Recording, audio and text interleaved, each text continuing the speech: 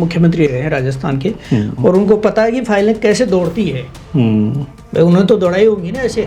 ये नाटक चल रहा है जिसमें सबकी अपनी अपनी भूमिकाएं हैं, वो अपनी अपनी भूमिकाएं निभा रहे हैं आराम मतलब से। मिला जुला खेल है दोनों। पहले उनको माहौल दिया, फिर उसके बाद संसाधन भी दे रहे हैं, तो जनता कहाँ जाएगी फिर?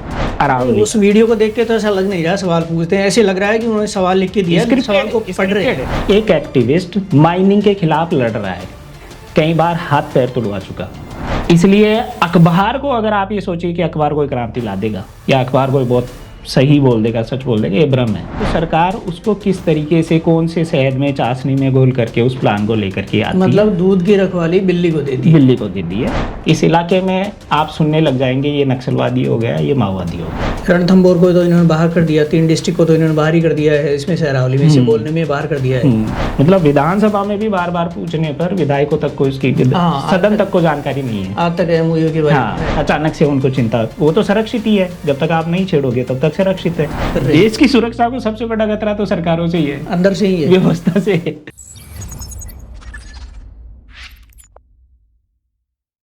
नमस्कार, मैं रामगोपाल जाट और आप देख रहे हैं सियासी भारत। देश और दुनिया में हिमालय की पहाड़ियों को लेकर खूब चर्चा होती है, लेकिन हाल ही में अरावली पहाड़ी को लेकर, यानी अरावली जो श्रृंखला है उसको लेकर भी चर्चा सोशल मीडिया और जमीन पर जोरों पर चल रही है। इस पूरे प्रकरण में अभी तक भी न तो बीजेपी का कोई नेता और न ही कांग्रेस का कोई नेता आमने सामने बैठकर जनता के सामने बहस करने को तैयार नहीं है कागजों के साथ। इस वजह से सोशल मीडिया से लेकर दूसरी जगह पर भी तर्क तो अपने अपने हैं, लेकिन स्पष्टता नहीं है कि वास्तव में मामला क्या है। सुप्रीम कोर्ट ने स्वीकार किया, केंद्र सरकार ने कैसे इस पे काम किया और इसके बाद में क्या संभावना है, क्योंकि कहा यह जा रहा है कि अरावली खत्म होने के बाद पश्चिम जो आधे राजस्थान को करीब 60-40 के रेशो में बांटता है, 60% राजस्थान में रेगिस्तान है, उस रेगिस्तान के बचे हुए राजस्थान और इसके अलावा उत्तर प्रदेश समेत पूरे इस क्षेत्र में फैलने की संभावना है। पूरा प्रकरण क्या है इसको समझते हैं। आज हमारे साथ है इस प्रकरण को लेकर एक्टिविस्ट और जर्नलिस्ट महेश चौधरी, उनसे बात करेंगे। महेश चौधरी, सबसे पहली बात तो यह है कि 20 तारीख को यानी 20 नवंबर को सुप्रीम कोर्ट ने एक केंद्र सरकार की जो प्रस्तावना थी उसको मंजूर किया, उसको आप किस तरह से देखते हैं? देखिए, हम इसको बहुत स्पष्ट तौर पे इसका हिस्टोरिकल बैकग्राउंड देखें ना, कि ये कहानी कोई आइसोलेशन में नहीं है कि 20 नवंबर को सुप्रीम कोर्ट ने अचानक आकर के कह दिया कि साहब आपकी एक कमेटी थी और हम उस कमेटी की जो प्रस्तावना है, जो भी है, उस कमेटी में जो रिकमेंडेशन सबमिट किए गए हैं उसको मान लेते हैं और 100 मीटर की छूट दे देते हैं। इसका एक बैकग्राउंड है, और बैकग्राउंड हम क्या करते हैं यानी कि सरकारों के ऊपर, कोर्ट के ऊपर, कुछ इंस्टीट्यूशंस जो जनता को पता होते हैं उनके ऊपर इतना ज़्यादा रिलाई करते हैं कि हम उसका वाइडर जो एंगल है उसको हम देख नहीं पाते। अब होता क्या है कि जितनी भी नीतियां बनती है इस मामले में, हालांकि ये आर्थिक रूप से कहाँ जुड़ रहा है वो हम बाद में डिस्कस करेंगे, लेकिन इस मामले में नीतिगत आधार पे एक बैकग्राउंड है इसका पूरे मामले का। क्या मतलब ये कब से ये शुरू हुई है, इसको पूरा एलैबोरेट करके बताइए कि कब इसकी नींव रखी गई और उसके बाद में क्या क्या घटनाक्रम हुए हैं। जी, तो मैं वही कह रहा हूँ कि जब सरकारी भाषा में संरक्षण, सस्टेनेबल, ये जब चीजें आती है ना और डिफाइन करने लगती है सरकारें जब डिफाइन करती है उसका मीनिंग ये समझिए कि एक जंगल है या एक पर्वत है, पहाड़ है। सरकार आज तक वहां गई नहीं, सरकार ने उसके बारे में कोई नीति नहीं बनाई, सरकार ने कुछ डिफाइन किया ही नहीं, उसको परिभाषित नहीं किया। वो अछूता है सरकार से, मॉडर्न स्टेट से, मशीनरी से अछूता है। जिस दिन सरकार को या मशीनरी को या स्टेट को उसमें एंटर करना होता है वो उसको डिफाइन करना चालू करते हैं, उसके संरक्षण की बात करने लग जाते हैं। अचानक से उनको चिंता, वो तो सुरक्षित ही है, जब तक आप नहीं छेड़ोगे तब तक सुरक्षित है। 1.5 अरब से 2.5 अरब साल पुरानी ये पर्वतमाला, जिसमें मानव की उत्पत्ति कितने सालों पुरानी है, और उसमें भी इस दौर में हम अचानक सोच रहे हैं कि इसको खत्म कर दिया जाएगा। क्यों? क्योंकि सरकार वहां घुस रही है। सरकार हिंदुस्तान की नहीं घुस रही, दुनिया की सरकारें, और दुनिया की सरकारों का बहुत सारे देशों का मिला जुला संगठन यूनाइटेड नेशंस है। ऐसा क्यों हो रहा है? संगठन यूनाइटेड नेशंस को क्या, इससे क्या प्रॉब्लम है? उनका क्या हित है इसमें?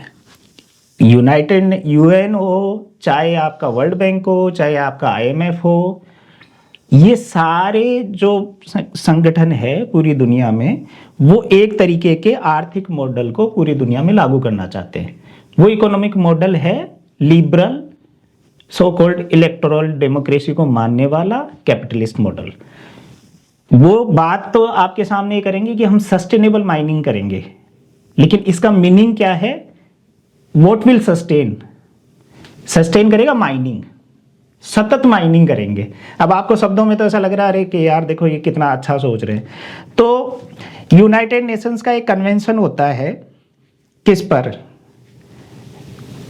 डेजर्टिफिकेशन यानी मरुस्थल को रोकने के ऊपर, मरुस्थलीकरण को रोकने के ऊपर एक कन्वेंशन होता है यूनाइटेड नेशंस का 1996 में। 17 दिसंबर 1996 को भारत उसको हस्ताक्षर करता है। क्या तय हुआ साहब? कि हम मरुस्थलीकरण रोकेंगे, उसके लिए एक्शन प्लान बनाया जाएगा।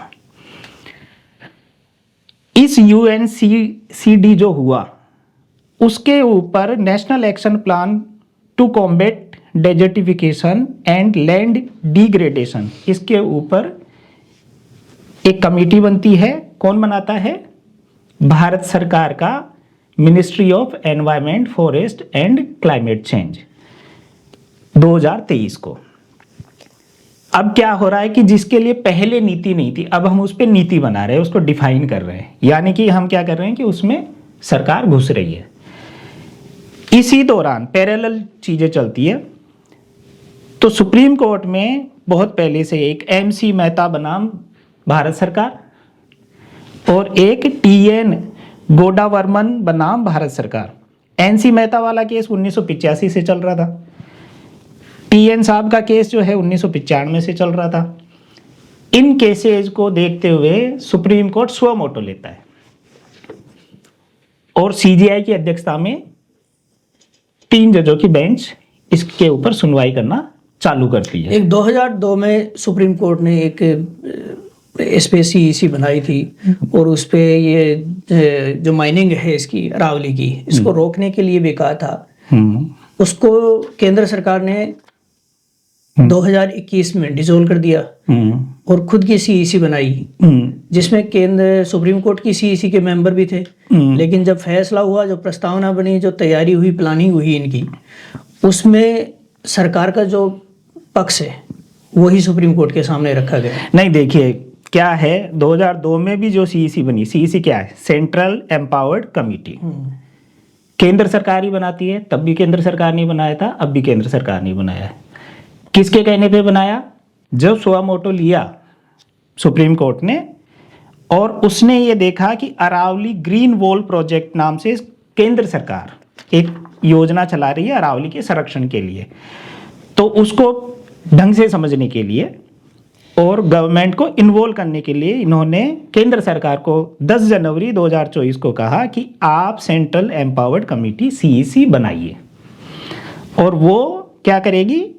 3 महीने के अंदर हमें रिपोर्ट सबमिट करेगी इस सारे मामले पे। सुप्रीम कोर्ट को CEC करेगा। 7 मार्च 2024 को CEC ने रिपोर्ट सबमिट कर दी। सुनवाई चल रही थी ना, किसकी माइनिंग की जानी चाहिए, किसकी नहीं की जानी चाहिए, कौन सा पहाड़ है, कौन सी पर्वतमाला है, ये सारा। तो CEC की जो रिपोर्ट सबमिट हुई उसका क्रक्स ये था कि अरावली हिल्स को लेकर और रेंज को लेकर के, यानी चोटियों को लेकर और पर्वतमाला को लेकर के। ये याद रखिए, चोटियां और पर्वतमाला अलग अलग चीजें हैं। किसको आप हिली मानोगे सिर्फ और किसको रेंज मानोगे? तो इन्होंने बोला कि साहब जितने भी ये राज्य हैं जिनमें अरावली पड़ रहा है, गुजरात, राजस्थान, हरियाणा और दिल्ली NCT, इनकी या तो अलग अलग डेफिनेशन है अरावली को लेकर के, या फिर हरियाणा में तो जैसे डेफिनेशन ही नहीं थी तब तक कि किसको अरावली माना जाएगा। राजस्थान की डेफिनेशन जो 2002 में कांग्रेस की अशोक गहलोत की सरकार थी, उसने एक डेफिनेशन बनाई थी, वो 100 मीटर थी। मतलब ये जो आज 100 मीटर की बात कर रहे हैं वो अशोक गहलोत सरकार ने 2002 में ही बना दी थी। हाँ, उस वक्त एक कमेटी ने इसकी एक डेफिनेशन बनाई। तो राजस्थान की जो डेफिनेशन है वो 100 मीटर की है। और फॉरेस्ट सर्वे ऑफ इंडिया तो FCI, आज अशोक गहलोत जो इसका विरोध कर रहे हैं वो तो 2002 में उन्होंने भी काम कर लिया था, मतलब ये तो। अब देखिए ये राजनीतिक मसला है। राजनीति में एक इलेक्टोरल डेमोक्रेसी में क्या है कि भाई आप सत्ता में हैं तो आप जवाबदेह हैं, आप विपक्ष में हैं तो आप जवाब उठाने के लिए जवाबदेह। तो ठीक है, आज अशोक गहलोत साहब विपक्ष में हैं तो वो सवाल उठा रहे हैं, और वो सत्ता में आएंगे तो उनसे सवाल पूछे जाएंगे। तो मैं इस व्हाट अबाउटरी को नहीं मानता कि साहब तब गहलोत साहब आप ऐसे कर रहे थे, अब आप क्यों बोल रहे हैं। विपक्ष का काम है कि वो सही बात को उठाए, तो उठा रहे। लेकिन फैक्ट ये है कि फॉरेस्ट सर्वे ऑफ इंडिया की एक डेफिनेशन थी 100 मीटर वाली, उसको अशोक गहलोत सरकार ने तब माना था। इस सारे घालमेल को देखते हुए ये जो 3 जजों की बेंच थी, इसने गुजरात, राजस्थान, हरियाणा और दिल्ली सरकारों को आदेश दिया कि एक कमेटी बनाई जाए, जो कमेटी वेल डिफाइन करेगी और एक यूनिफॉर्म डेफिनेशन लाएगी। किसकी? अरावली की एक यूनिफॉर्म डेफिनेशन लाएगी। मतलब अरावली क्या है, कौन सा पहाड़ अरावली में है, कौन सा पठार अरावली में है, कितनी बड़ी पहाड़ी अरावली में है, हाँ, ये लंबी चौड़ी कितनी है, कितनी खुदाई हो सकती है, सारी डेफिनेशन सारा सब कुछ। ठीक। ये 9 मई 2024 को कहा सुप्रीम कोर्ट ने, और 2 महीने का टाइम दिया कि आप 2 महीने में वो करिए। किसको कहा? Ministry of environment, forest and climate change, पर्यावरण मंत्रालय भूपेंद्र यादव जिसके मंत्री जी। इसमें कौन कौन मेंबर थे? पर्यावरण मंत्रालय के सेक्रेटरी इसके मेंबर थे। फिर जो वन विभाग है इन चारों राज्यों की सरकारों के, वन विभाग के जो सेक्रेटरीज हैं वो इसके मेंबर थे। एक representative forest survey of India का था इसमें, एक representative geological survey of India GSI का था। जॉइंट सेक्रेटरी जो है पर्यावरण मंत्रालय का, वो इसका कन्वीनर बनाया गया। ये कमेटी अपने जो फिक्स टाइम था उसमें सबमिट नहीं कर पाई, फिर इसका समय बढ़ाया गया एक बार, और इन्होंने 3 अक्टूबर 2025 को अपनी रिपोर्ट सबमिट कर दी सुप्रीम कोर्ट में। अब ये डेफिनेशन पे आते हैं। इन्होंने 4 बातें बोली कि अरावली किसी महत्वपूर्ण 4 बातें हैं। पहला, स्लोप जो है, स्लोप मतलब जो ढलान है, वो 3 डिग्री या इससे कम होना चाहिए। 3 डिग्री से ज्यादा ढलान है तो वो अरावली नहीं है? नहीं, 3 डिग्री से ज्यादा ढलान है तो वो अरावली है। अच्छा, मतलब 3 डिग्री से ज्यादा ढलान है तो अरावली है, ज्यादा खड़ी है तो अरावली मतलब नहीं 3 डिग्री से ज्यादा खड़ी है ना, अगर 4 डिग्री है, 5 डिग्री है तो वो अरावली है, और 3 डिग्री से नीचे है तो वो अरावली नहीं है। ओके। लेकिन सिर्फ ये नहीं है। दूसरा इन्होंने क्या कहा, जो फुट हिल बफर यानी कि आप वहां का जो मैदानी हिस्सा है, वहां से आसपास का जो मैदानी हिस्सा है, समुद्र तल नहीं, आसपास का जो मैदानी हिस्सा जिसको आप मैदान मान सकते हो, वहां से 100 मीटर की ऊंचाई तक को इन्होंने अरावली नहीं माना। तीसरा इन्होंने कहा कि साहब 2 जो चोटियां हैं, उन 2 चोटियों के बीच में दूरी और जो वो बीच में घाटी है उसकी चौड़ाई 500 मीटर से ज्यादा नहीं हो, से ज्यादा हुई तो वो अरावली रेंज नहीं माना जाएगा। वो अलग अलग काउंट होगी फिर। हाँ, वो हिल ही काउंट होगी, रेंज नहीं माना जाएगा। अच्छा, हिल और रेंज अलग अलग क्यों है? ये महत्वपूर्ण क्यों है कि मान लीजिए 2 चोटियां हैं, उनके बीच 1 किलोमीटर की दूरी है तो वो रेंज नहीं मानी गई। इसका मतलब ये कि जो बीच का जो क्षेत्र है ना वो संरक्षित नहीं रहा, फिर उसको खनन कर सकती है। हाँ, उसको अरावली का हिस्सा नहीं माना जाएगा। हाँ, अगर 500 मीटर की दूरी है या उससे कम दूरी है तो उसको रेंज माना जाएगा, पर्वतमाला माना जाएगा, और वो भी संरक्षित रहेगा, वो चाहे 20 मीटर की हो। हाँ। और ये एक और अलग तरीके से महत्वपूर्ण है जो हम आगे की बातचीत में करते हैं। फिर इन्होंने कहा कि जो एनक्लोज्ड एरिया है, ये पूरा जो दायरा है, ऊपर की डेफिनेशन के हिसाब से, यानी ये तीनों शर्तें ऊपर की डेफिनेशन के हिसाब से आनी चाहिए। ऊंचाई हुई और दूरी नहीं हुई तो वो सिर्फ हिल होगी, और दोनों हुआ तो रेंज होगा, और तीनों में से अगर 2 चीज नहीं हुई, सिर्फ एक ही चीज हुई, तो भी वो नहीं माना जाएगा। ये डेफिनेशन इन्होंने खोदने के लिए अपने सारे हथकंडे छोड़ रखे हैं इसी में। हाँ, वो तो मैं यही कह रहा हूँ कि जब आप नीति बनाते हो, डिफाइन करते हो, तो इसका मतलब ये है कि आप उसके मालिक बन जाते हो जाकर के। आप अब सरकार अब अरावली की मालिक है। अब जब ये सबमिट हुआ तो सुप्रीम कोर्ट में एक स्वतंत्र ऑब्जर्वर होते हैं ऐसी सुनवाइयों के मामले, सुओमोटो जब होता है तो उसको लीगल लैंग्वेज में एमिकस क्यूरी बोलते हैं।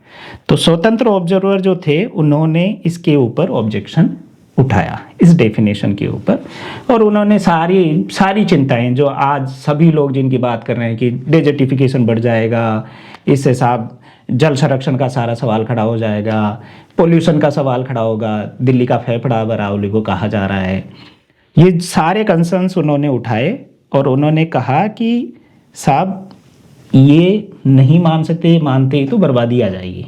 जो आज हम सब लोग बोल रहे हैं वो सुप्रीम कोर्ट में उन्होंने स्वतंत्र ऑब्जर्वर ने, और वो सुप्रीम कोर्ट का खुद का लगाया हुआ होता है, उन्होंने कहा। जो सामने से सरकार की तरफ से पक्ष रख रहे थे उन्होंने Indian council of forest research and education ICFRE, ये नाम आप याद रखिएगा, ये बहुत महत्वपूर्ण है, ICFRE, इसका एक रिसर्च, इसकी एक रिपोर्ट कहाँ की, सरांडा, चाईबासा और सिंहभूम जिले झारखंड के, उसके मामले में Indian council of forest research and education ने एक रिपोर्ट सबमिट करी थी जिसमें डेफिनेशन यही डिफाइन करने वाला खेल उन्होंने किया था, और उसके आधार पर झारखंड में जो तबाही है नेचुरल रिसोर्सेज की, वनों की, जंगलों की, वो तो हम सब कहानियां सुन ही रहे हैं, खोद के फेंक दिया गया, वो सारी तबाही उसी के बाद उसको रेफरेंस बनाते हुए इन्होंने कोर्ट में बात कही।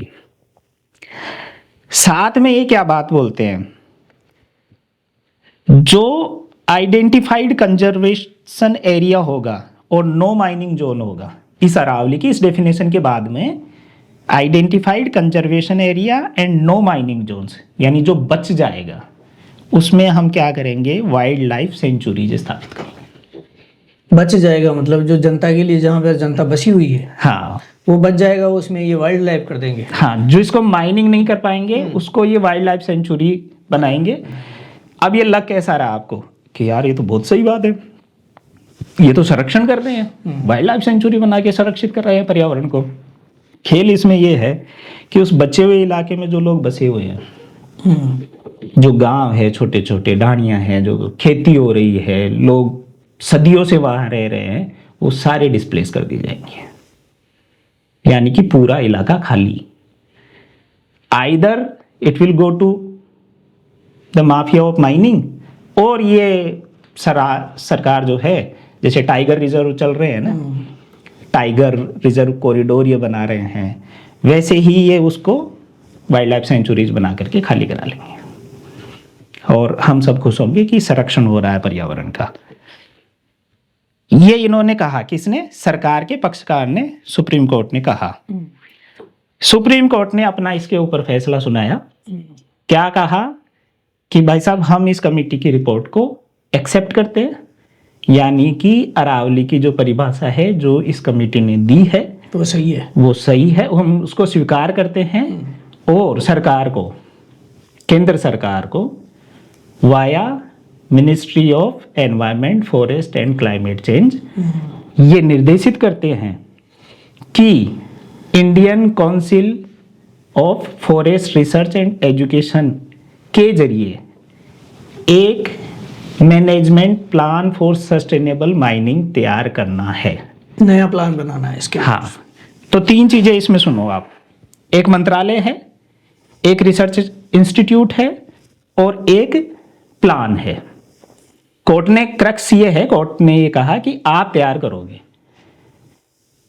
अब ये सरकार के ऊपर है कि वो सरकार उसको किस तरीके से, कौन से शहद में, चाशनी में घोल करके उस प्लान को लेकर के आती है। मतलब दूध की रखवाली बिल्ली को दे दी, बिल्ली को दे दी है।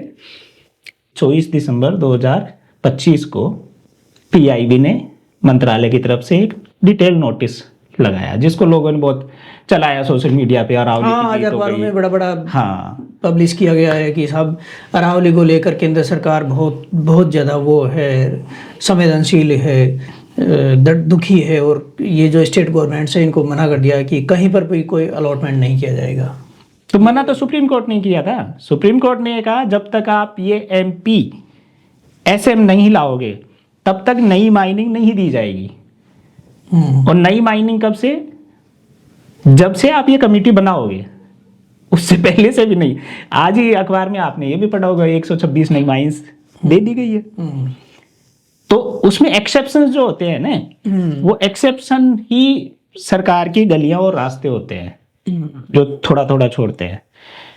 तो अब कल 24 दिसंबर जिसको लोग समझ रहे हैं कि अरावली बचाने की मुहिम जीत गई है, उसके क्या क्रक्स हैं जो PIB ने नोटिस निकाला? मंत्रालय वही जिसको निर्देशित किया सुप्रीम कोर्ट ने, वही बिल्ली, वही मंत्रालय ने ये निकाला है। नई माइनिंग लीज पर पूरी तरह रोक लगा दी है, जो कि सुप्रीम कोर्ट ने लगा दिया था। फिर क्या कहा इन्होंने कि Indian council for forestry research and education इसके ऊपर, किसके ऊपर? Management plan for sustainable mining के ऊपर काम करेगा और वो प्लान देगा। फिर उसके हिसाब से हम क्या करेंगे, सुप्रीम कोर्ट के ऑर्डर को लागू करते हुए एक लाइन छोटी सी इन्होंने बीच में जोड़ी, protected zones to be expanded. तो प्रोटेक्टेड जोन्स थे कहां? आप खुद मान रहे हो कि पिछले 20 साल में 25% अरावली का खनन अवैध खनन के तौर पे हो गया। प्रोटेक्टेड जोन्स आपने कहां तय कर रखे थे?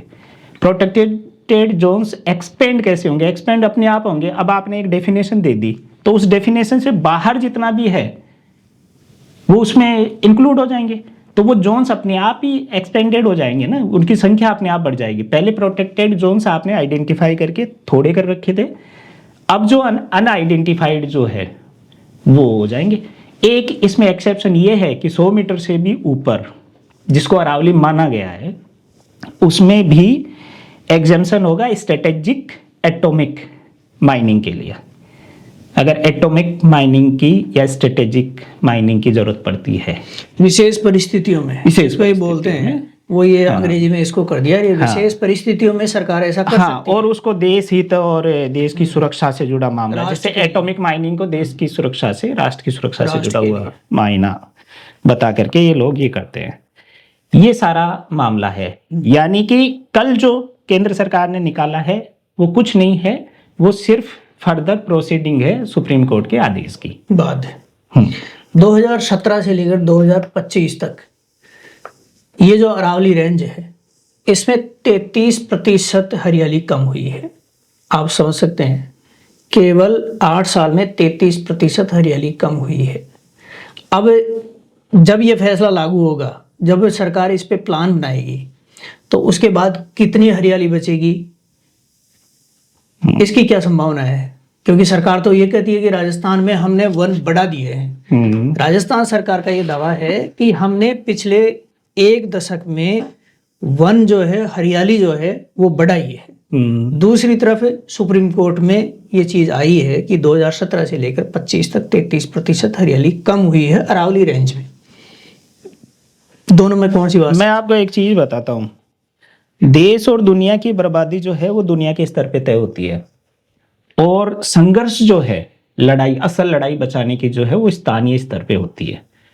कहा जाता है ना कि छोटे स्तर पे लड़ाइयाँ लड़ना ही सबसे मुश्किल काम होता है। किसी ठेकेदार, माइनिंग के ठेकेदार के खिलाफ आप लड़ लीजिए, कोई पत्रकार माइनिंग ठेकेदार के खिलाफ रिपोर्ट करता, हम पढ़ते हैं ना किनकी हत्याएं होती है।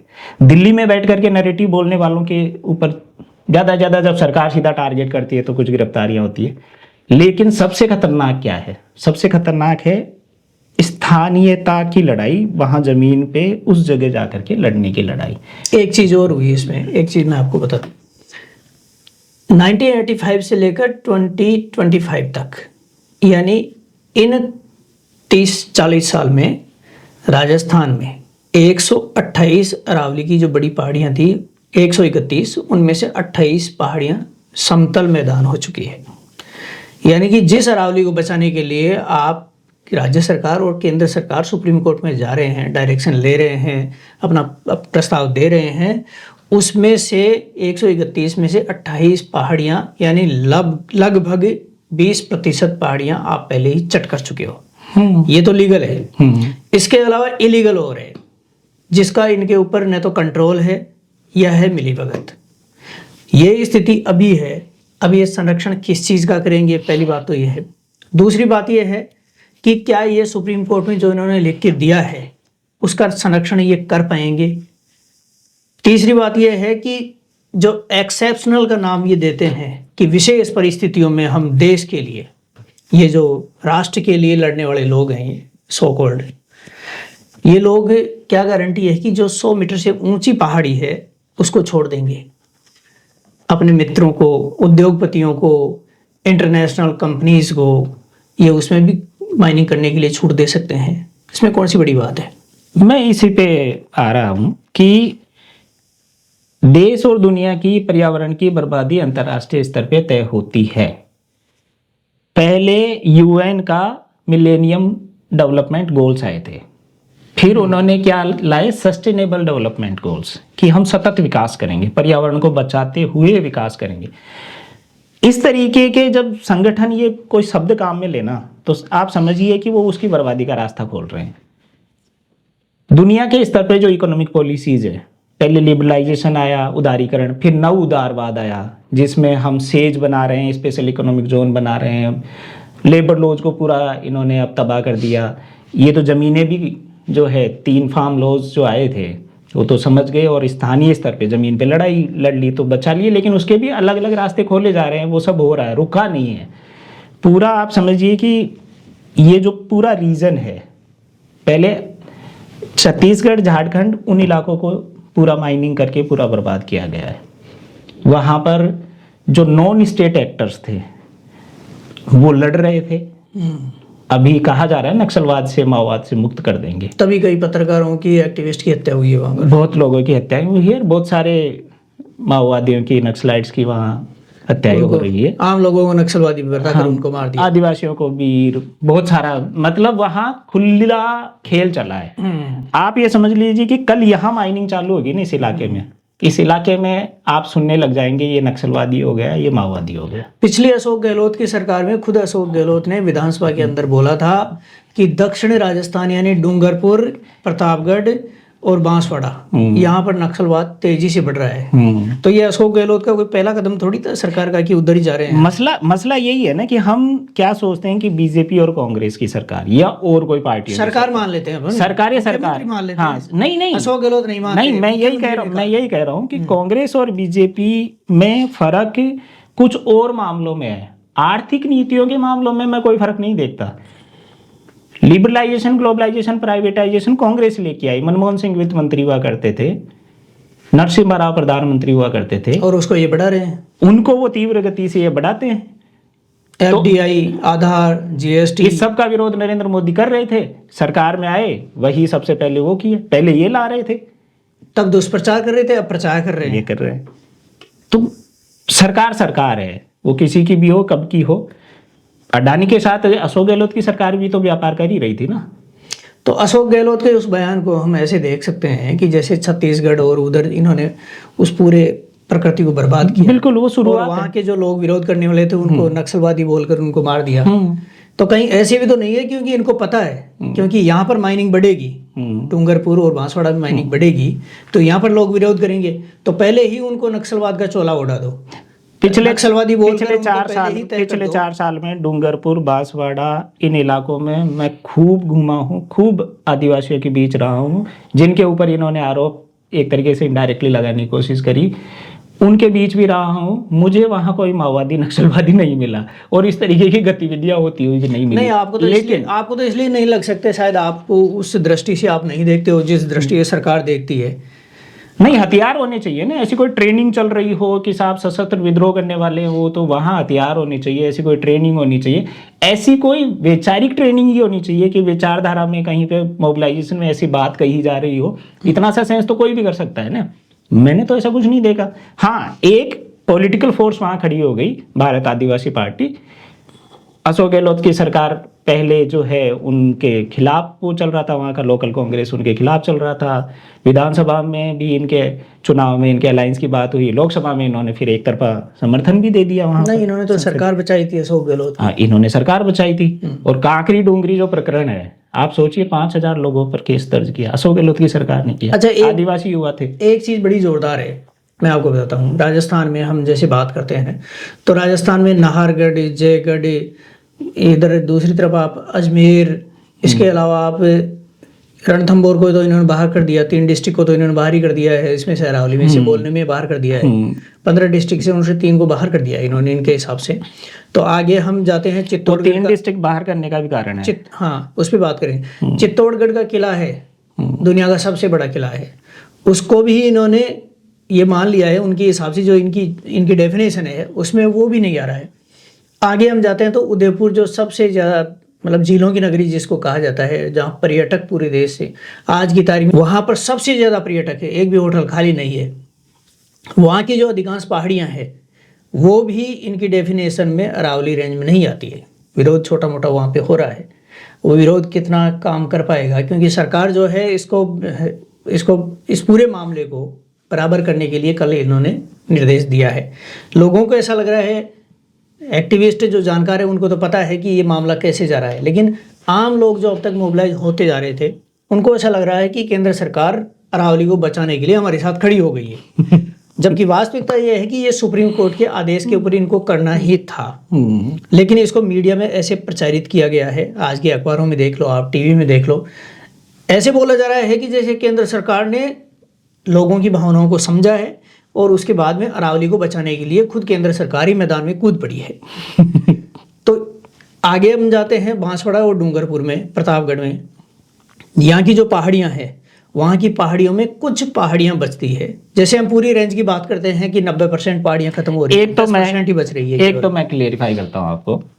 जैसे ही आदेश आया, बहुत सारे लोगों ने इवन फेक वीडियो भी चला है कि देखो राजस्थान के लोग मोबिलाइज हो गए, कहीं का कुछ वीडियो कोई किसी का भी चला रहे, जो कि ऐसा प्रोटेस्ट हुए, 2-4-5 प्रोटेस्ट हुए हैं उनके, लेकिन फेक वीडियोज खूब चले सोशल मीडिया में। दूसरा क्या है, फालतू का डेटा खूब चला है। 1 लाख इतने हजार पहाड़ियों में से सिर्फ 1,000 पहाड़ियां बचेंगी जो इस डेफिनेशन के दायरे से बाहर जाएंगी। कोई उसको 11,000 का आंकड़ा बता रहा है, कोई 50,000 का आंकड़ा बता दे रहा है। ऐसा कोई आंकड़ा अवेलेबल नहीं है। अवेलेबल क्यों नहीं है? क्योंकि डेफिनेशन अब बनी है, रिसर्च तो अब होगा, सर्वे अब होगा कि कौन सी पहाड़ी इस ऊंचाई की है, कौन सी नहीं है। वो तो एक्चुअल सर्वे रिसर्च पे आएगा ना। लोग पहले से ही डिफाइन कर रहे हैं, तो इस तरीके के किसी भी भ्रामक आंकड़ों को मानना नहीं चाहिए। लेकिन एक मोटी मोटी समझ ये कहती है कि भैया 80% 90% अरावली साफ हो जाएगी। एक मोटी मोटी समझ, वो तो आप पूरा नक्शा देख करके ही वो कर सकते हैं।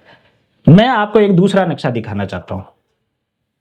एक दिल्ली मुंबई इंडस्ट्रियल कॉरिडोर करके एक योजना है, महत्वाकांक्षी योजना, DMIC।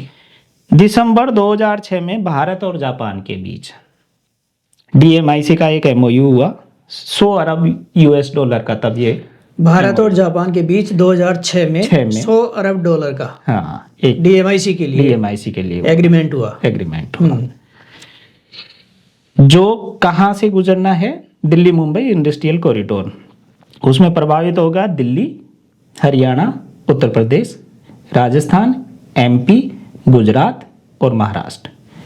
1483 किलोमीटर लंबाई है इस कॉरिडोर की। चौड़ाई कितनी है? 150 किलोमीटर कॉरिडोर से इधर, 150 किलोमीटर इधर, यानी 300 किलोमीटर। 300 किलोमीटर इसकी चौड़ाई है। इसका 39% यानी 39% हिस्सा जो है वो राजस्थान में आना है, और राजस्थान का वो 58% हिस्सा कवर कर रहा है। यानी कि पूरी योजना का 39% हिस्सा राजस्थान में है, और राजस्थान के क्षेत्रफल का 58% वो 58 यानी आधे से ज्यादा गया, आधे से ज्यादा।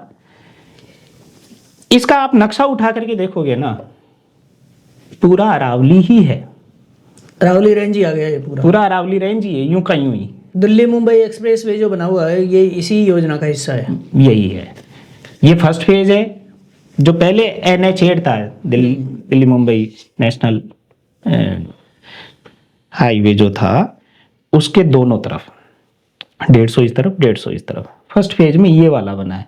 दूसरे फेज में आपने सुना होगा कि कोटपुतली से एक एक्सप्रेसवे आ रहा है किशनगढ़ ऐसे होते हुए, वो दूसरे फेज का है। और भी बहुत ग्रीनफील्ड एक्सप्रेसवे बन रहे हैं, मेगा हाईवेज बन रहे हैं।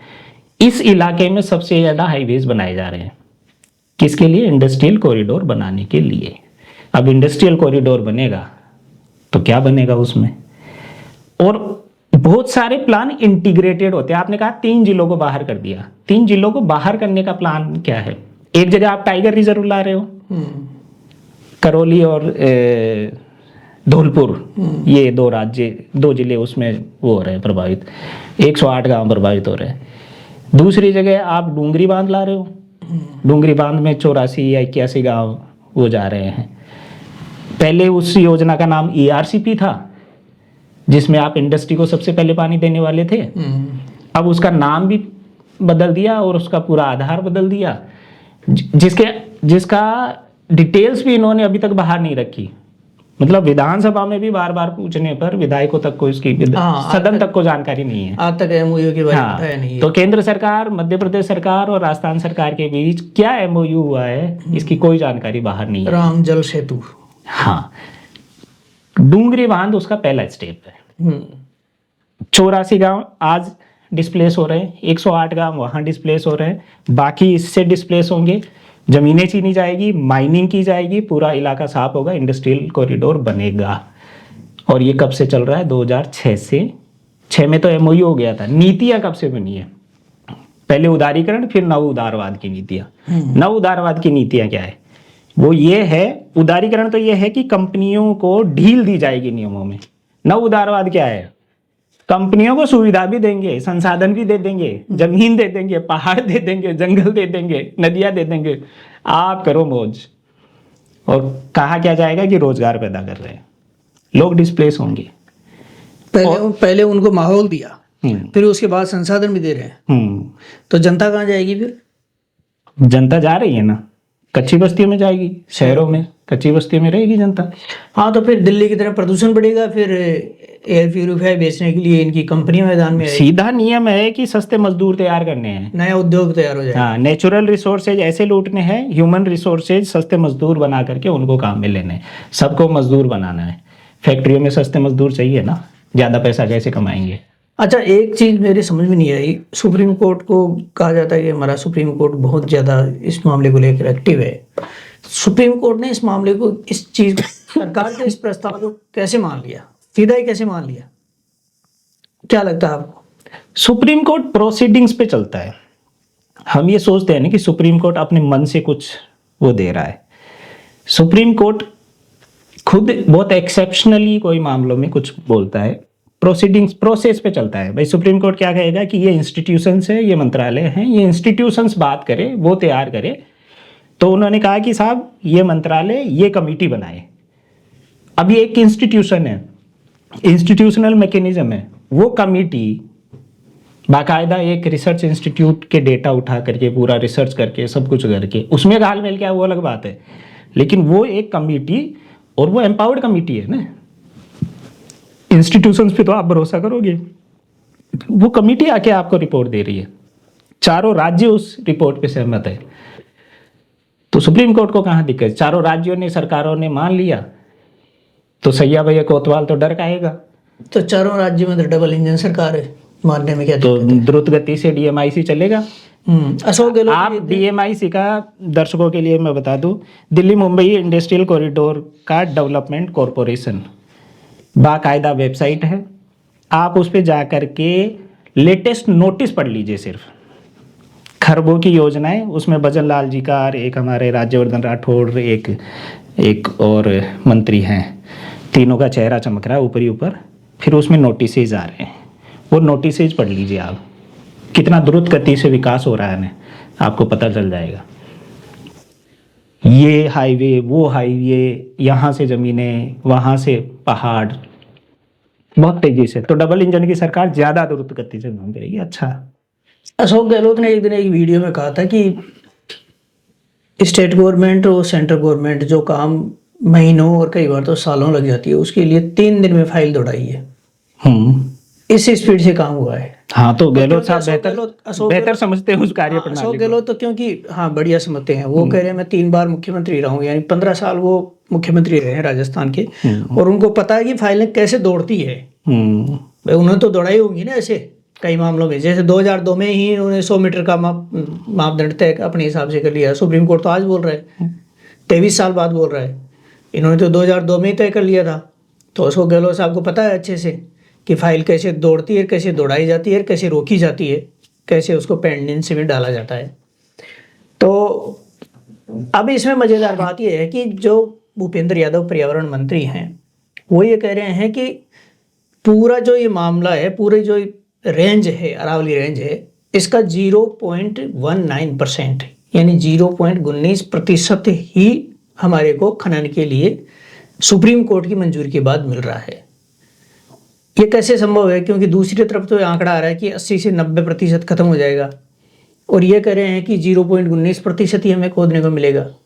जबकि आज की तारीख में हकीकत ये है कि इससे कई गुना ज़्यादा तो अवैध माइनिंग हो रही है, और 126 माइनिंग अभी लीज इशू की है। देखिए, ये सारा मामला इंटरप्रिटेशन का है। सुमित अवस्थी सरकार के भूपू पत्रकार है, वो सवाल पूछते हैं भूपेंद्र यादव से एक खुले कार्यक्रम में अरावली। उस वीडियो को देख के तो ऐसा लग नहीं रहा सवाल पूछते हैं, ऐसे लग रहा है कि उन्होंने सवाल लिख के दिया, सवाल को पढ़ रहे हैं। लेकिन आप पॉलिटिक्स समझिए कि वो सवाल पूछते हैं, जो कि ऐसा सवाल कभी पूछने की हिम्मत ही नहीं होती अगर वहां से नहीं कहा गया होता। भूपेंद्र यादव अपने साथ एक कागजों का इतना बड़ा पुलिंदा लेकर के बैठे हैं वहां, उसमें से हाथों हाथ वो पढ़ते हैं और फिर कुछ आंकड़े बताते हैं। उन आंकड़ों में वो बोलते हैं कि 39 जिले प्रभावित हो रहे हैं, 4 राज्यों के डेटा वो देते हैं।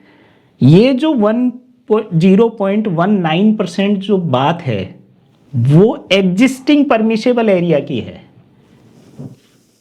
उन्होंने जो बोला, नए के लिए ना नीति बनी है ना शोध हुआ है, नए का तो सर्वे भी रिसर्च कुछ नहीं हुआ ना नए हिसाब से। तो ये जो पुराना है, ये एग्जिस्टिंग जो इनको परमिशन है उसका डेटा वो यहाँ पर दूसरी जगह चिपका रहे हैं।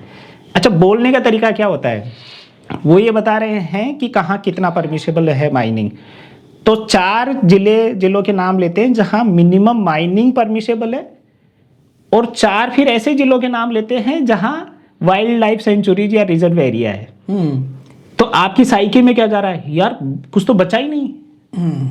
अलवर का नाम नहीं लेते, नाम लेते उदयपुर का, राजसमंद का और महेंद्रगढ़ का। महेंद्रगढ़ में 89% पे अलाउ नहीं है, यानी 11% पे अलाउ है। तो 11% पे अलाउ, तो ये 0.19% कहाँ का आंकड़ा है? 0.19% उदयपुर का आंकड़ा है, और उसी को गिना रहे हैं। और उसी को वो गिना रहे हैं। मतलब जो सरकार करे वो तो मैक्सिमम गिना दो, और जहाँ सरकार कमजोर पड़े वहां पे मिनिमम को गिना दो। अब आप इंटरप्रेट करते रहो कि वो क्या बोल गए, कैसे बोल गए। अब इतने आंकड़ों में आम आदमी क्या सोचता है कि नहीं देखो साहब।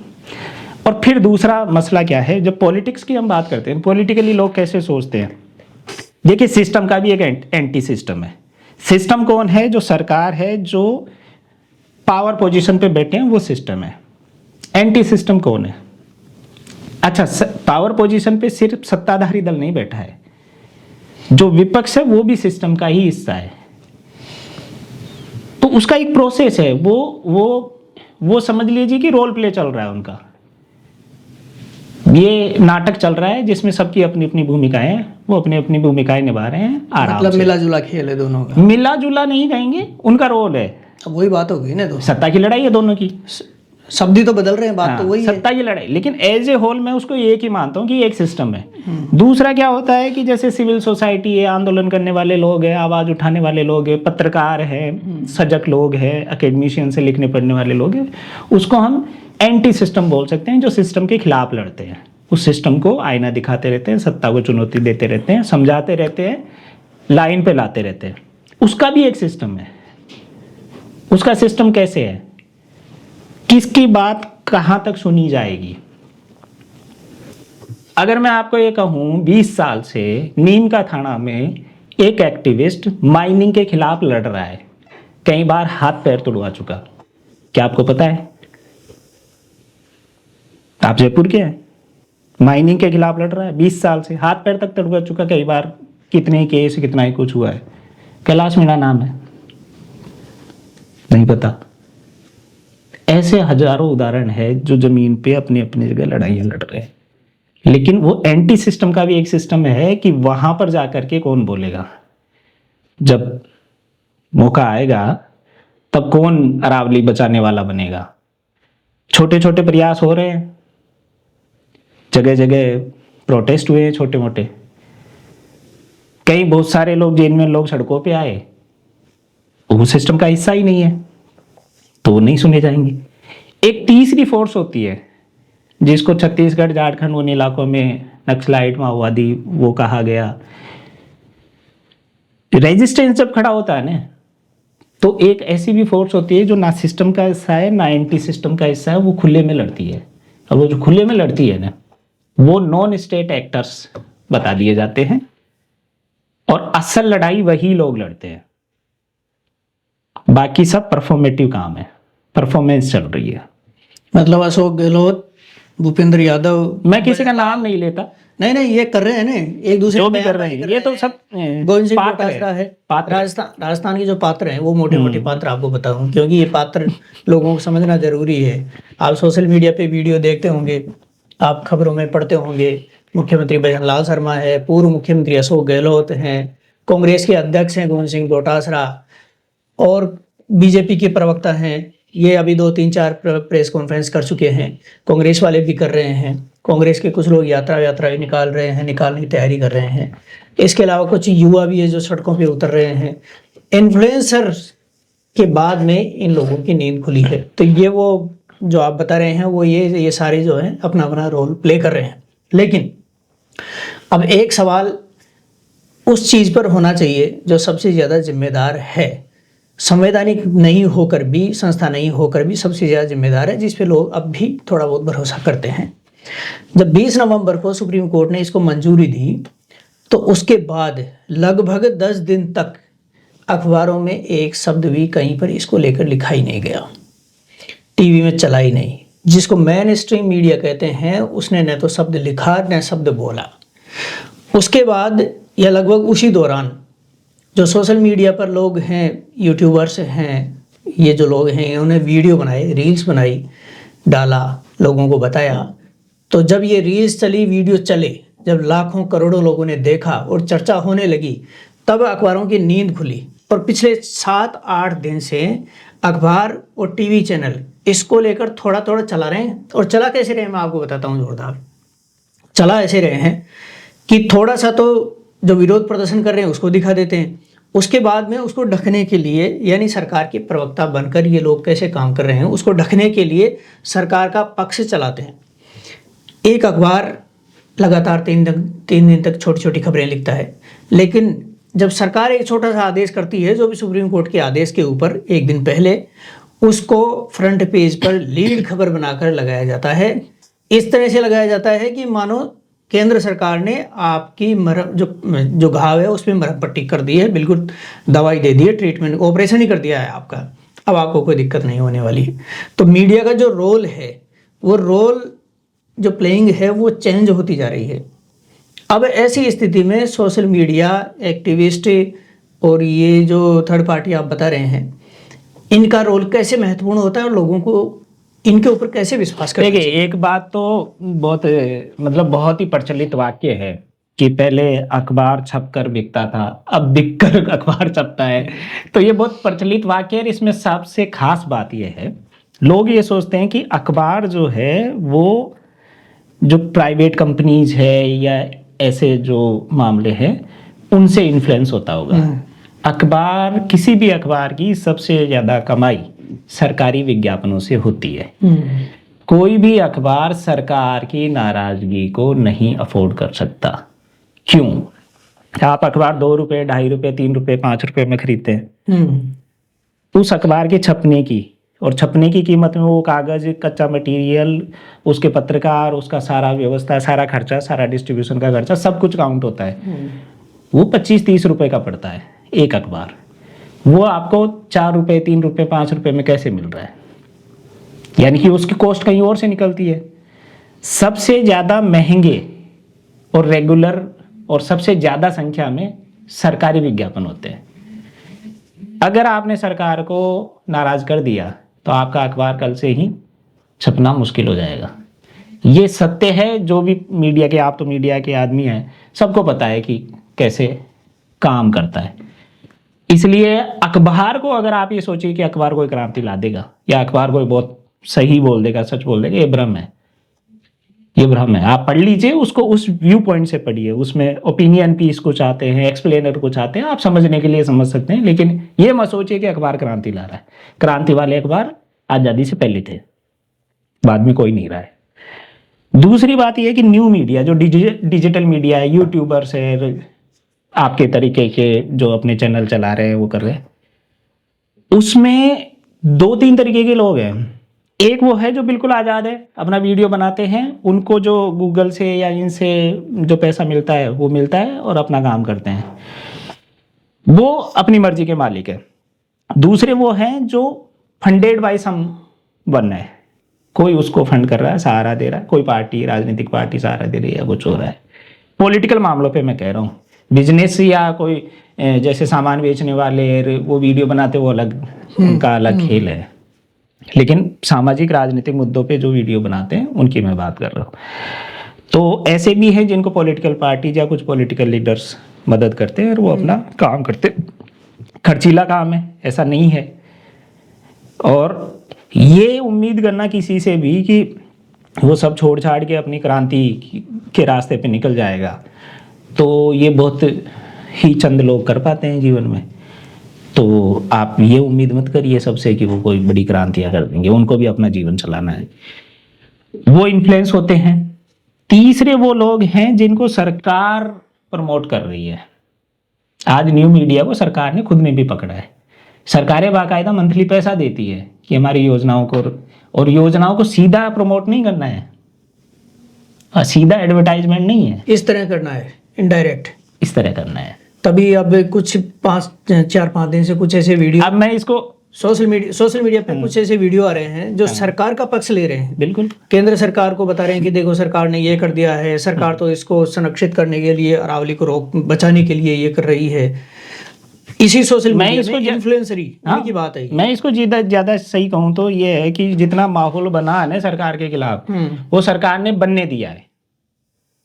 वो सोशल मीडिया प्लेटफॉर्म, वो कंपनियां सरकार की ही हैं। सरकार की ही नीतियों से फेसबुक यहाँ स्थापित होगा, सरकार की ही नीतियों से एक्स, एलन मस्क यहाँ स्थापित होगा, गूगल होगा, सरकार के साथ वो कोलैबोरेट करके चलते हैं। आपका रियल टाइम डेटा सरकार के पास जा रहा है।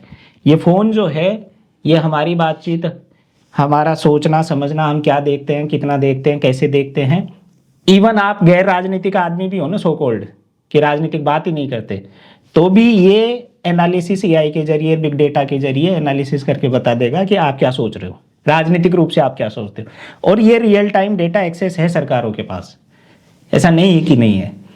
तो सरकार ने इतना माहौल, मैं ये मानता हूँ कि जानबूझ के बनने दिया। क्यों बनने दिया? क्या फायदा है इसका?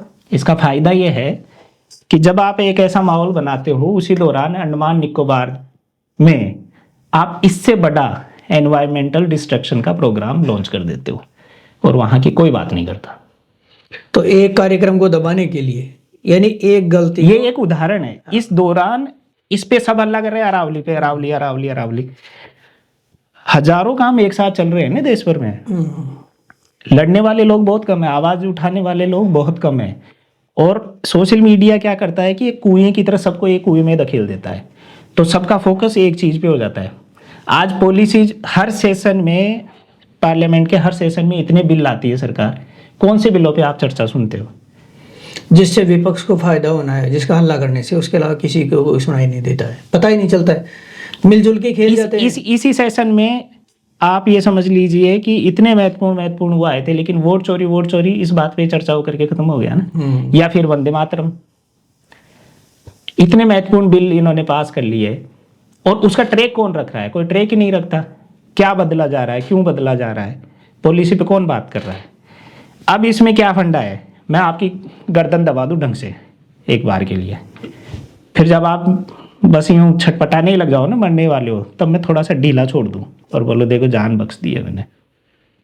तो सरकार अरावली के मामले में मैं ये मानता हूं, जो मेरी राजनीतिक समझ है, अरावली के मामले में रीडिफाइन भी कर लेगी सरकार, 100 मीटर को रीडिफाइन भी कर देगी और लोग उसकी जीत का जश्न भी मना लेंगे।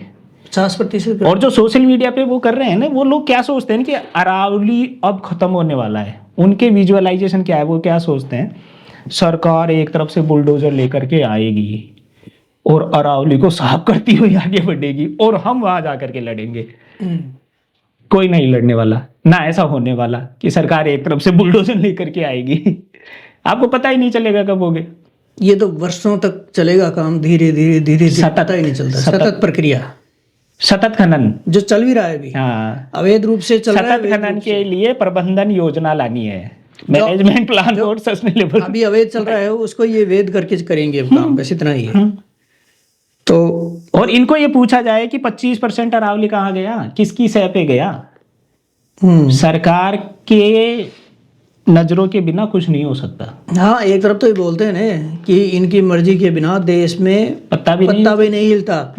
आतंकवाद को लेकर बोलते हैं, पाकिस्तान से कोई नहीं आ सकता, बांग्लादेश से हमारे कोई नहीं आ सकता, परिंदा भी पर नहीं मार सकता, देश की सुरक्षा को किसी तरह का कोई खतरा नहीं है। देश की सुरक्षा को खतरा कैसे नहीं है? आप तो खुद ही देश को लूट रहे हैं, काट रहे हैं, पीट रहे हैं, खनन कर रहे हैं। देश की सुरक्षा को सबसे बड़ा खतरा तो सरकारों से ही है, अंदर से ही है, व्यवस्था से। देश की सुरक्षा का तो अब आप समझ लीजिए ना, पूरा ये इतना बड़ा पर्यावरणीय क्षेत्र और नेचुरल जो वो है, इसको ये तबाह कर देंगे और बहुत तरीके से करेंगे। इस मामले में इतना ही है कि ये समय की बात है, लोग ये भ्रम ना पालें कोई भी। जब हम मानव इतिहास को देखते हैं ना, मानव इतिहास ऐसे लीनियर नहीं चलता कि यूं ही चल रहा है, उसमें उतार चढ़ाव आते हैं।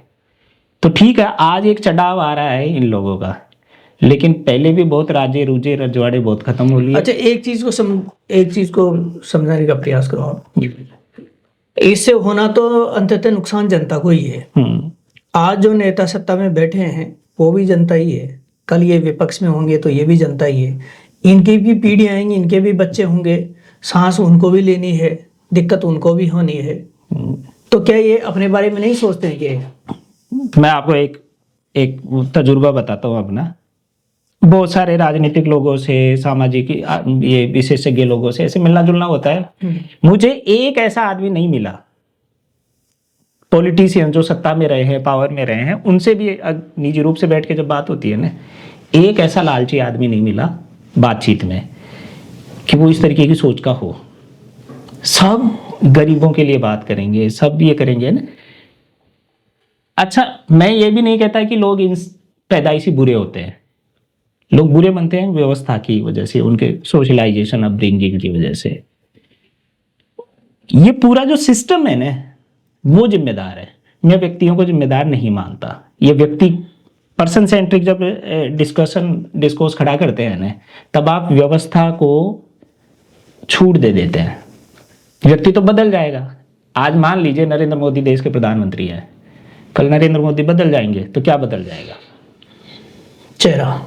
बस व्यक्ति महत्वपूर्ण है ही नहीं, व्यवस्था, आपका प्लान, आपकी पॉलिसी क्या है, आप किस तरीके से सोचते हैं, क्या करना चाहते हैं, वो महत्वपूर्ण है। जैसे राजस्थान में हुआ, अभी राजस्थान में अशोक गहलोत की सरकार थी तो 2-3 आईएएस उनके खास थे, वही आईएएस थे, वही सरकार चला रहे थे। सरकार बदली, मुख्यमंत्री का चेहरा बदल गया, सत्ता बीजेपी की आ गई, भजन लाल मुख्यमंत्री बन गए और वही आईएएस सरकार में वहीं पर बैठे हुए हैं। इसको लेकर अशोक गहलोत और डोटासरा ने बार बार कहा कि देख लो, आप आईएएस के ऊपर आरोप लगा रहे थे, वही आईएएस आपकी सरकार चला रहे हैं। और वास्तव में पॉलिसीज को लेकर वही हुआ। जयपुर में 3-4 ऐसे प्रोजेक्ट हमने देखे जो कांग्रेस सरकार ने चला रखे थे, बीजेपी ने आते ही उनको बंद कर दिया और वो प्रोजेक्ट फिर से वापस रनिंग में हो गए। बीजेपी ने उनको कहा कि ये बेकार है, गलत है, ये नहीं होना चाहिए। लेकिन जैसा प्रोजेक्ट चल रहा था एज इट इज वैसा का वैसा प्रोजेक्ट अब बीजेपी सरकार चला रही है। वही आईएएस अधिकारी है, केवल मुख्यमंत्री का चेहरा बदला है। इसका मतलब ये है कि जो सिस्टम चलाने वाले लोग हैं वो तो वही हैं, केवल सत्ता का चेहरा बदलता है। तो अब इसके ऊपर आम जनता की और जो निष्पक्ष हैं उन लोगों की क्या भूमिका बन जाती है? देखिए, अभी हाल के सालों में अगर हम एक सही जन आंदोलन और जन संघर्ष का प्रतीक माने तो किसान आंदोलन था। इतना तकनीकी मामला था, 3 किसान कानून, फार्म लॉज नहीं थे, वो अलग अलग क्षेत्र के कानून थे, लेकिन फार्मिंग और खेती किसानी से जुड़े हुए मसले किस तरीके से इफेक्ट हो रहे हैं, ये उसमें समझने वालों ने सही समय पे समझा। और सिर्फ समझा नहीं, इतनी टेक्निकल बात, इतने मासेज को समझाना और ऐसा मास मोबिलाइजेशन करना। लेकिन उनको तो राष्ट्र विरोधी, देशद्रोही, देश विरोधी सब कुछ तो नहीं मांगते माफी नरेंद्र मोदी जी, फिर क्यों माफी मांगी, क्यों वापस लिए? अगर राष्ट्र विरोधी ही थे तो ये तो सरकार राष्ट्रवादी सरकार है। खैर, ये पॉलिटिकल कमेंट्री है, इसको क्या बोले। लेकिन अब इस मामले में क्या है कि टेक्निकली बहुत मोटी मोटी बात है कि सरकार ने ये कहा, कोर्ट ने ये कहा, अब सरकार कमेटी बना रही है, सरकार इस तरीके से करेगी। लगातार विजिलेंट रहना, एक तो नजर बनाए रखना इससे जुड़ी हुई चीजों पे। सही लोगों को आप सोशल मीडिया पे, मीडिया में सही लोगों को आप फॉलो करते रहे, जो इसकी सही जानकारी, और सही जानकारी इमोशन वाली नहीं, भावन आपको जो फेक वीडियो चला करके और राजस्थान वाले अरावली बचाने निकल पड़े हैं, ये तो वो ठीक है, आपको और इमोशन। सही जानकारी का पता कैसे चले, इसको कहाँ वेरीफाई करें? मैं लोगों की सुचिता पे, बुद्धिमत्ता पे भरोसा रखता हूँ, वो अपना दिमाग काम में ले और वो पता करे कि कहाँ से सही जानकारी आ सकती है। तो लेकिन फैक्ट तो देखो ना, आप ऐसे रखते हैं, जैसे भूपेंद्र यादव को मैं सुन रहा था, वो फैक्ट्स को और कागजों को ऐसे रखते हैं जैसे शाश्वत सत्य है, वो राजा हरिश्चंद्र हैं, वो सच बोल रहे हैं, बाकी सब झूठ बोल रहे हैं। पहला तो ये लोगों को समझना पड़ेगा, तो लोग सच को, लोग तो उन्हीं को सच मान लेते हैं कि नहीं, कितना नहीं। देखो भूपेंद्र यादव मंत्री जो है ये कागजों में से नहीं, सारी मैंने चीज बता रहे हैं। मैंने तो नहीं माना उसको सच। नहीं, लोग अधिकांश लोग तो मान ही गए तो ना। अधिकांश लोगों को भी धीरे धीरे ये समझना पड़ेगा, जागरूकता इसे ही कहते हैं। और इधर वाले जो हैं उन्होंने अशोक गहलोत की बात को सही मान लिया। देखो गहलोत साहब कितनी बढ़िया बात कह रहे हैं। देखिए, पॉलिटिकल वर्कर जो है वो तो अपना काम कर रहा है, मैं नॉन पॉलिटिकल वर्कर्स की बात कर रहा हूँ। पॉलिटिकल वर्कर तो अपना काम करेगा, उनको कुछ कहने की जरूरत नहीं है, उनको पार्टी कहती है ऊपर से, वो वही करते हैं। जो नॉन पॉलिटिकल वर्कर है, पॉलिटिकल पार्टी से नहीं जुड़े हुए हैं, पॉलिटिकल तो हम सभी हैं, उनका यह है कि आप सही सूचनाएं, सही जानकारी रखें। जो सिविल सोसाइटी ऑर्गेनाइजेशन है, जन आंदोलन है, जन संगठन है, सामाजिक संगठन है, वो इसके ऊपर लगातार मोबिलाइजेशन करे, कोऑर्डिनेशन करे, छितराए हुए आंदोलन को एक जगह इकट्ठा करे। किसान आंदोलन भी जब दिल्ली पहुंचा था, उससे पहले 6 महीने से पंजाब में मोबिलाइजेशन चल रहा था। 6 महीने में इतना मोबिलाइजेशन होकर के दिल्ली पहुंचा था। उसके लिए एक सही रणनीति बनाए, सही संयोजन हो।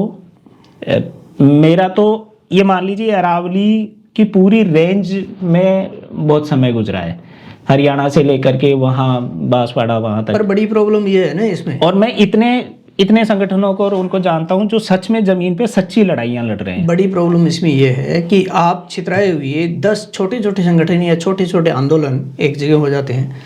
जैसे ही वो एक जगह होते हैं, वैसे ही सरकार को, पक्ष को और विपक्ष को, ये एक ही मानता हूँ मैं, इनमें ज़्यादा अंतर नहीं है।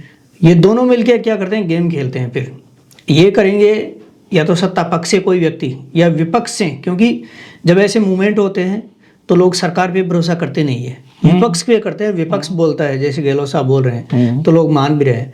अब विपक्ष में से कोई व्यक्ति या कोई नेता जो है उस मूवमेंट के अंदर घुसता है, उस मूवमेंट को हाईजैक करता है, हाईजैक करके वो सरकार के साथ समझौता करता है। सरकार कुछ चीजें मान लेती है जो पहले से बताई हुई होती है, पहले उन मुद्दों को उठाते हैं, वो उन्हीं से उठाया जाता है। फिर सरकार उन मुद्दों को मान लेती है, 3-4 पॉइंट्स को, कि हाँ साहब हमने इनकी जो है 10 मांगे हैं, उनमें से 5 मान ली है।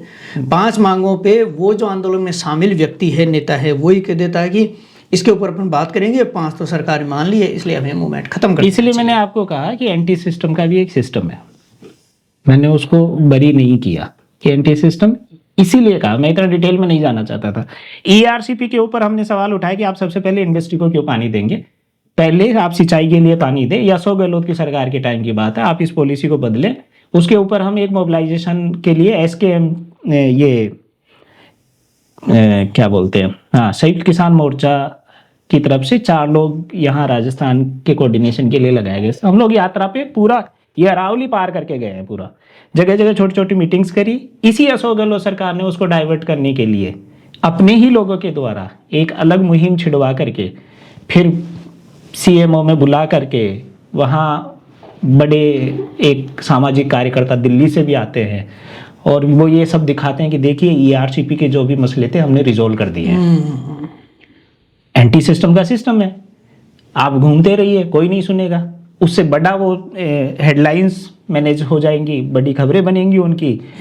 मोबिलाइजेशन भी, क्योंकि संसाधन लगते हैं मोबिलाइजेशन में, मोबिलाइजेशन भी वो ज़्यादा कर देंगे एक दो बार के लिए और फिर बता देंगे, संतुष्टि कर देंगे कि देखिए हमने निपटारा कर दिया है। अब निपटारा ईआरसीपी का क्या हुआ वो आज किसी को नहीं पता है, करके बता दो। वही फोर्सेज आज भी है, वही बड़े सामाजिक कार्यकर्ता अब भी है। लड़ाई लड़े, डूंगरी बांध के लिए क्यों नहीं आ जाते वो, या टाइगर रिजर्व को बचाने के लिए उस मामले में क्यों नहीं आ रहे वो बड़े कार्यकर्ता और वही सारे। तो ये है और ये सरकारें करती है। तो इसलिए मैं कह रहा हूं कि एक कलेक्टिव बने, जो अलग अलग छितराई हुई लड़ाइयां हैं।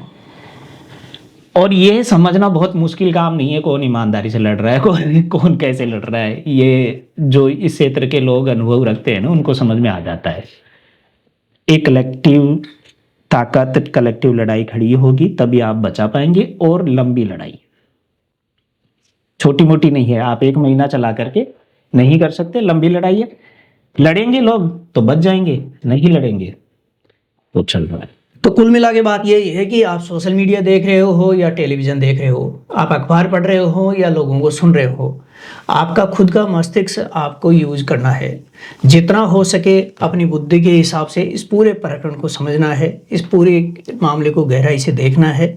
सरकार क्या कर रही है, सरकार क्या निर्देश दे रही है और केंद्र सरकार क्या निर्देश दे रही है, सुप्रीम कोर्ट से क्या हो रहा है, इन सब चीज़ों को बहुत बारीकी से समझना होगा और इनके ऊपर नज़र बनाए रखनी होगी। छोटे छोटे आंदोलन हो रहे हैं, जो ईमानदारी से आंदोलन करते हैं, ईमानदारी से अच्छे से जो बोल रहे हैं, उनके साथ खड़ा होना होगा। तभी अरावली वास्तव में बच पाएगी, संरक्षित हो पाएगी। बाकी सरकारों के भरोसे न तो अरावली सुरक्षित थी और न कभी अरावली सुरक्षित होनी है। आपको खुद को आज अपना बचाना है और अपने बच्चों का भविष्य बनाना है।